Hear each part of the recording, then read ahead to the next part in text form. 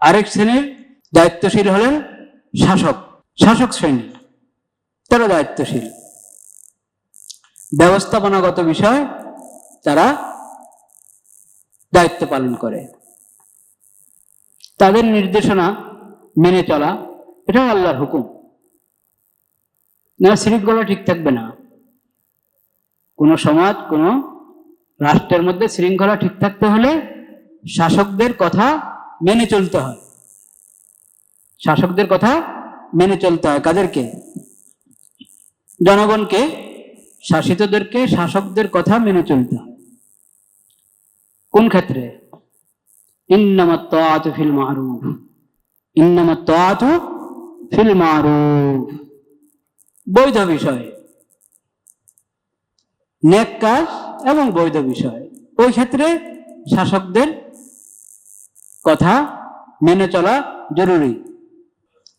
আর যেটা শোনার মতো না, পাপের কথা, মিথ্যা কথা, গীবত, অপবাদ, ওগুলো শুনবে না। ওগুলো কি শুনবে না? বাতিল কথা, কুফরের কথা, শিরিকের কথা,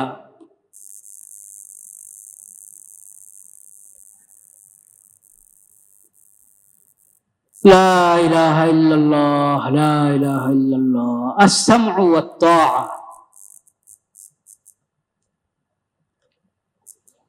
আত-তাআ মান্যতা, আনুগত্য।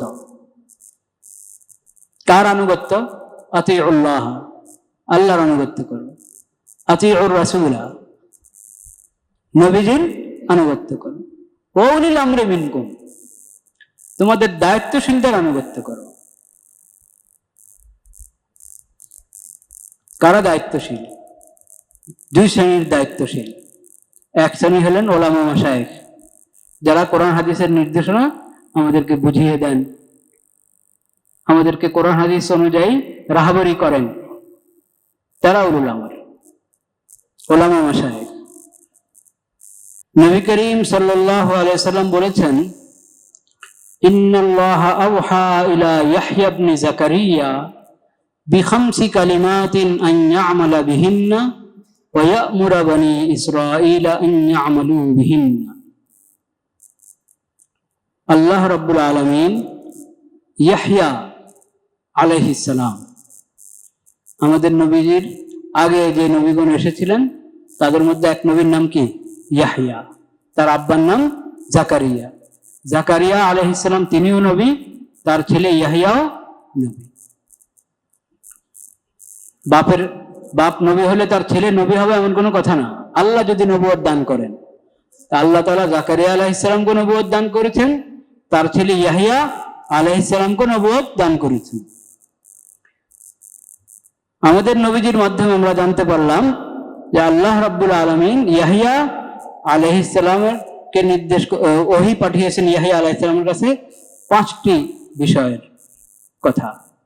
এই 5টি বিষয় যেন তিনি নিজে আমল করেন এবং বনি ইসরাইলকেও আমল করতে নির্দেশ দেন। তখন ইয়াহইয়া আলাইহিস সালাম বনি ইসরাইলকে, ইসরায়েলের সকল আওলাদ ফরজান যত আছে সবাইকে একত্র করেছেন বাইতুল মাকদিসে।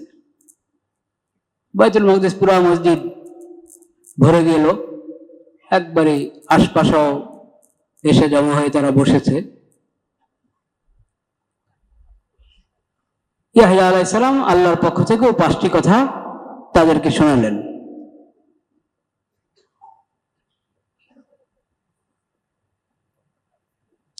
প্রথম কথা হলো লা তুশরিকু বিল্লাহি শাইআন, লা তুশরিকু বিল্লাহি শাইআন, আল্লাহর সঙ্গে কাউকে শরীক করবে না। তো যারা মুসা আলাইহিস সালামের প্রতি, অন্য যে কোনো নবীর প্রতি ঈমান এনেছে, খাতামুন নবীয়িনের আগে যত নবী এসেছিলেন সকল নবীর একই শিক্ষা, লা ইলাহা ইল্লাল্লাহ, লা ইলাহা ইল্লাল্লাহ। শিরিক থেকে দূরে থাকতে হবে, তাওহীদের উপরে মজবুত থাকতে হবে, এটা জানা কথা, সবাই জানে। মুমিন বলতে, মুসলিম বলতে জানবে এটা। যে কোনো নবীর উম্মত যদি নবীর উপরে তার ঈমান থাকে, সে তাওহীদের বিশ্বাসী হবে, সব শিরিক থেকে বেঁচে থাকবে, দূরে থাকবে। কিন্তু যেহেতু এটা সবচেয়ে গুরুত্বপূর্ণ ফরজ আল্লাহর পক্ষ থেকে তাওহীদের উপরে মজবুত থাকা, এবং সবচেয়ে ভয়াবহ ভয়ঙ্কর হারাম হলো শিরিক করা, তাওহীদ ছেড়ে শিরিকের দিকে যাওয়া, সেজন্য এটা স্মরণ করিয়ে দিতেন নবীরা সবসময়। আল্লাহ রাব্বুল আলামিন কোরআনে অনেক অনেক আয়াতে, একবার না দুইবার না শতবার, শতবার স্মরণ করে দিয়েছেন যে লা ইলাহা ইল্লাল্লাহ, এই বিশ্বাসের উপর মজবুত থাকো এবং শিরিক থেকে কি দূরে থাকো। সকল নবী এবং নবীদের সকল ওয়ারিস, তাদের এটাই কাজ, লা ইলাহা ইল্লাল্লাহর দাওয়াত। প্রথম কথা লা ইলাহা ইল্লাল্লাহ, কুলু লা ইলাহা ইল্লাল্লাহ তুফলিহু। লা ইলাহা ইল্লাল্লাহ বলো, মনে প্রাণে বিশ্বাস করো, এই তাওহীদ ধারণ করো এবং তাওহীদের উপরে চলো, তুফলিহু, তাহলে তোমরা সফল হবে। তো এখানেও বিশেষভাবে সব মুসলমান তাওহীদের বিশ্বাসী, কিন্তু প্রথম গুরুত্বের সাথে 5টি কথা বনি ইসরাইলকে নিজে আমল করো, বনি ইসরাইলকে বলো। তিনি সবাইকে একত্র করে আল্লাহর ওই ওহী বার্তা পৌঁছে দিলেন, এবং সেই বার্তার মধ্যে প্রথম কথা লা তুশরিকু বিল্লাহি শাইআ, আল্লাহর সঙ্গে কাউকে কি করো না, শরীক করো না। ফাইন্না মাসালা মান আশরাকা বিল্লাহি কামাসালি রাজুলিন ইশতারা আবদাম মিন খালিসি মালিহি বিযাহাবিন আও ওয়ারিকিন সুম্মা আসকানাহু দারান ফাকালা আমাল ওয়ারফা ইলাইয়া ফাজআলা ইয়ামালু ওয়া ইয়ারফাউ ইলা গায়রি সাইয়্যিদিহি ফাআইয়ুকুম ইয়ারদা আন ইয়াকুনা আবদুহু কাযালিক ফাইন্নাল্লাহা খালাকাকুম ওয়া রাযাকাকুম ফালা তুশরিকু বিহি শাইআ। যে শিরিক করে, আল্লাহর সঙ্গে অন্যকে শরীক করে, তার কাজটা কেমন? তার কাজটা হলো এমন, এক ব্যক্তি একটা দাস খরিদ করলো, একবারে তার একান্ত নিজের অর্থ দিয়ে একটা দাস খরিদ করলো। দাসকে একটা ঘরে জায়গা দিল, এই ঘরে তুমি থাকো, এখানে থেকে তুমি কাজকাম করো এবং যা উপার্জিত হয় ওটা আমার কাছে জমা করো।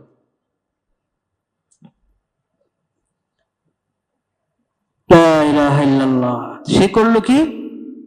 ফাজআলা ইয়ামালু ওয়া ইয়ারফাউ ইলা গায়রি সাইয়্যিদিহি। এক কাজ করছে ঠিক, কিন্তু যা আয় উপার্জন হয় ওটা যে কি খরিদ করে তার মনিবের কাছে না দিয়ে অন্যদেরকে দিয়ে দেয়।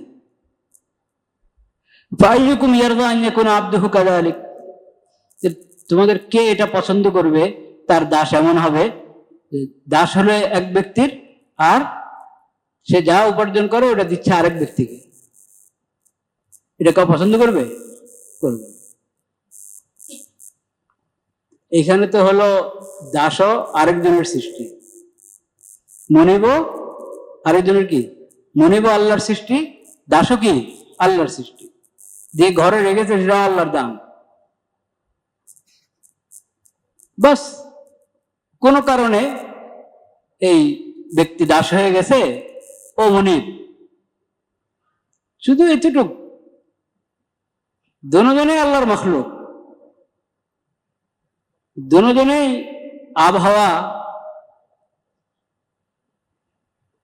উপভোগ করছে কার? আল্লাহ। আল্লাহর জমিনে আছে, তাও একটু পার্থক্য, মনিব ও দাস। এখানে মনিব বরদাস্ত করবে না যে দাস তার কথার বাইরে যাবে।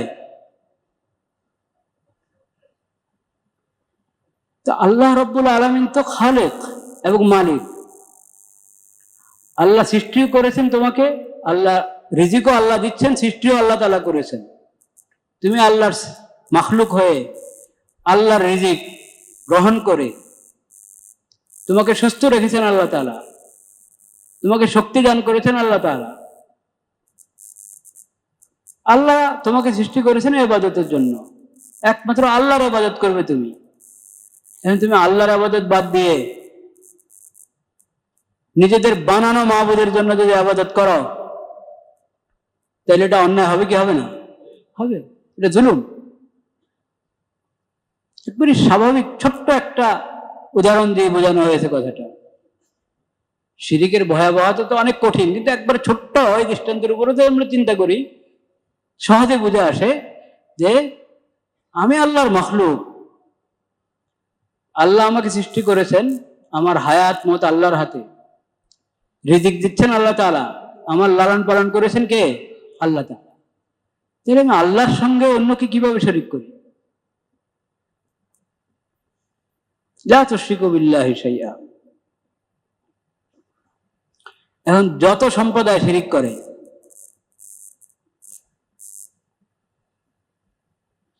যত সম্প্রদায় যারাই শিরিক করো, তারা আল্লাহর মাখলুকের বাইরে কাও?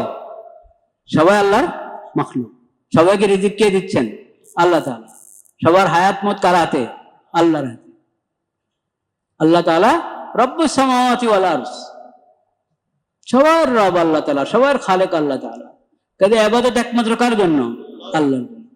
যে ইবাদতকে আল্লাহ ছাড়া অন্যের দিকে নিবে, অন্যের ইবাদত করবে, অন্যের উপাসনা করবে, সে জুলুম করলো। সে কি করলো? জুলুম করলো। সবচেয়ে বড় জুলুম হলো শিরিক। সবচেয়ে বড় জুলুম কি? শিরিক। লা তুশরিকু বিল্লাহি শাইআ।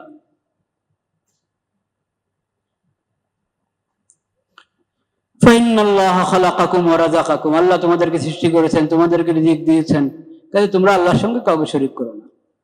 ওয়া ইযা কুনতুম ইলা সালাতি ফালা তালতাফিতু ফাইন্নাল্লাহা ইউকবিলু বিওয়াজহিহি ইলা আবদিহি মা লাম ইয়ালতাফিত। আল্লাহ তোমাদেরকে সালাত কায়েম করার হুকুম করেছেন। সালাত কায়েম করা মানে হলো সালাত যথাযথভাবে আদায় করা, নামাজ যথাযথভাবে আদায় করা, খুশু খুজুর সাথে আদায় করা। এই যে নামাজে দাঁড়ালা, এখন একবার এইদিকে তাকাও, একবার ওইদিকে তাকাও, সামনের দিকে দূরে তাকাচ্ছে, ডানে তাকাচ্ছে, বামে তাকাচ্ছে, এরকম যদি আমাদের চোখ দিয়ে তাকানো শুরু করা হয়, তাহলে খুশি খুশি থাকলো? অন্তর্গত ধরে রাখা দরকার নামাজে যথাসম্ভব। মন ছুটে গেলে আবার ঘুরিয়ে আনো মনকে। আর চোখ যদি এদের সাথে যাওয়া শুরু করে, তো এর মানে তো একবারে অন্তর একবারে অনুপস্থিত। তো নামাজে তাকাবে না এদিক সেদিক, নামাজে এদিক সেদিক তাকাবে না। লা ইলাহা ইল্লাল্লাহ ফাইন্নাল্লাহা ইউকবিলু বিওয়াজহিহি ইলা আবদিহি মা লাম ইয়ালতাফিত। কারণ তুমি যখন নামাজে দাঁড়ালে, আল্লাহু আকবার বলে নামাজ শুরু করলে, আল্লাহ তোমার ইবাদতের প্রতি দৃষ্টি দিচ্ছেন।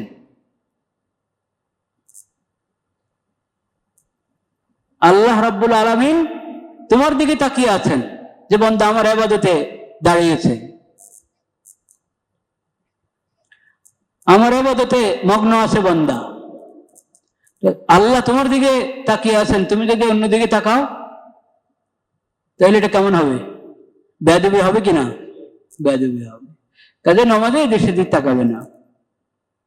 ও আমারাকুম বিসিয়াম, তোমাদেরকে আল্লাহ সাওম রোজার নির্দেশ দিয়েছেন, রোজা আদায় করো। বিশেষ করে ফরজ রোজা, সে রোজা তো আদায় করতে হবে।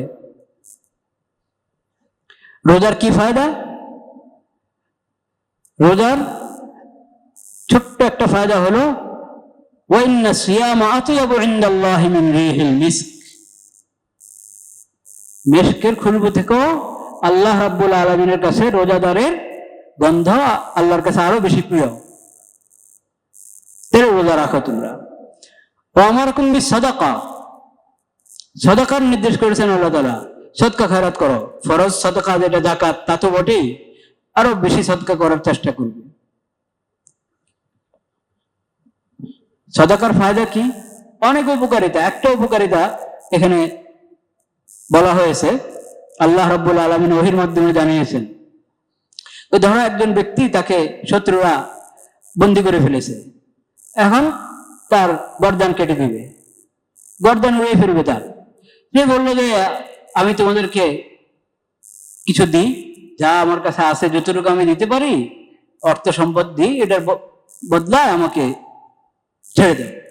তো যা পেরেছে সব ওদেরকে দিয়ে নিজেকে মুক্ত করে এনেছে, জান রক্ষা। সাদাকাটা হলো এমন, আখিরাতে যখন ধরা পড়বে, জাহান্নামের দিকে টেনে নেওয়া শুরু হবে তোমাকে, তখন এই সাদাকা, খায়রাত, যাকাত যা তুমি আল্লাহর রাস্তায় ব্যয় করেছ, আল্লাহর মাখলুকের সেবায় দিয়েছ, যা কিছু, ওগুলো সব হাজির হবে। ওগুলোর বরকতে আল্লাহ তাআলা তোমাকে জাহান্নাম থেকে মুক্তি দান করবেন।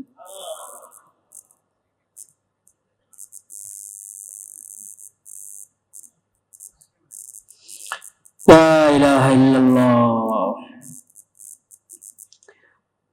ওয়া আমারাকুম বিযিকরিল্লাহি কাসীরান ওয়া মাসালু যালিকা কামাসালি রাজুলিন তালাবাহুল আদুওয়ু সিরাআন ফি আসরি হাত্তা আতা হিসনান হাসিনান ফাআহরাজা নাফসাহু ফীহি ওয়া কাযালিকাল আবদু লা ইয়ানজু মিনাশ শাইতান ইল্লা বিযিকরিল্লাহ।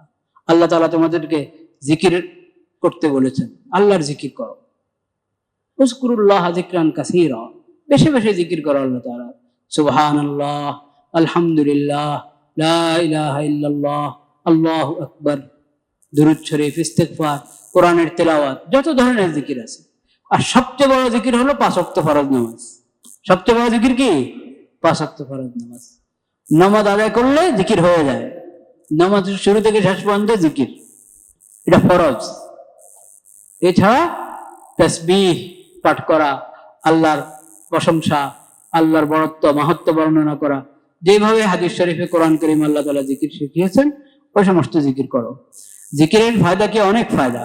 একটা ফায়দা হলো, যার পিছনে শত্রুরা দৌড়াচ্ছে, ওকে ধরে বাঁধবে, শেষ করবে, হঠাৎ সে একটা দুর্গ দেখলো, কিল্লা, ওখানে আশ্রয় নিয়ে বেঁচে গেল।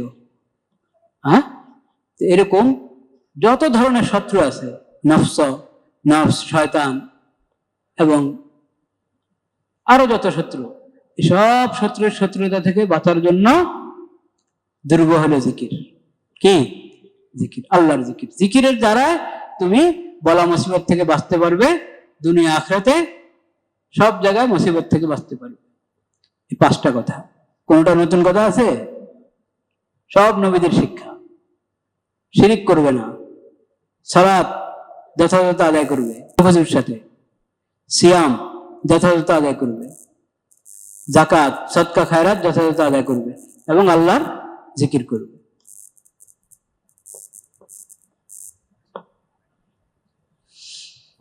লা ইলাহা ইল্লাল্লাহ, লা ইলাহা ইল্লাল্লাহ। নবী করিম সাল্লাল্লাহু আলাইহি ওয়াসাল্লাম ইয়াহইয়া আলাইহিস সালামের কাছে আল্লাহ যে ওহী পাঠিয়েছেন, সেই ওহী উদ্ধৃত করে এরপরে বলেন, ওয়ানা আমরুকুম বিখামসিন আল্লাহু আমারানি বিহিন। আমিও তোমাদেরকে আরো 5টি কাজের নির্দেশ দিচ্ছি, আল্লাহ আমাকে হুকুম করেছেন নিজে আমল করার জন্য, তোমাদেরকে বলার জন্য। সেই 5টি জিনিস কি?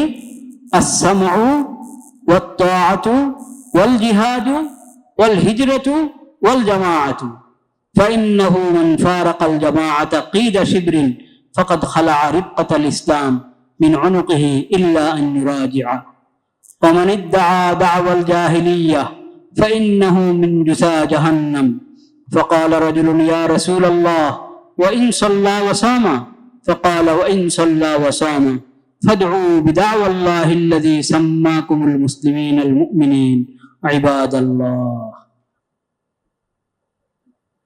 এই 5টি জিনিসের মধ্যে প্রথমটি হলো আস-সামউ ওয়াত তাআ।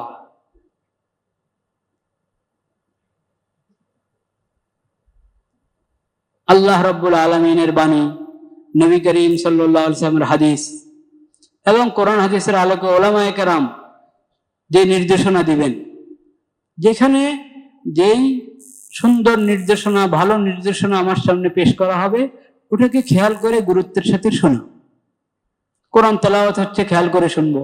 নবীদের হাদিস শোনানো হচ্ছে, খেয়াল করে শুনবো। শরীয়তের মাসালা শোনানো হচ্ছে, খেয়াল করে শুনবো। কর্তৃপক্ষ, যথাযথ কর্তৃপক্ষ ন্যায়সম্পন্ন কথা নির্দেশ দিচ্ছে, আল্লাহর বিধান মোতাবেক নির্দেশ দিচ্ছে, ওটা আমি গুরুত্বের সাথে শুনব। এটা শরীয়তের ব্যাপক একটা বিধান। আস-সামউ, শোনা। ভালোভাবে খেয়াল করে শোনা, মন লাগিয়ে শোনা। কি জিনিস শুনবো? কোরআন, কি হাদিস, শরীয়তের মাসালা, শরীয়তের বিধান, ওয়াজ, নসিহত। শোনাটা এটা বড় একটা নেক আমল। যে বিষয় শোনার মতো, যে জিনিস শোনার মতো, ওটা খেয়াল করে শোনা, যথাযথ শোনা, এটা শরীয়তের একটা কি বিধান।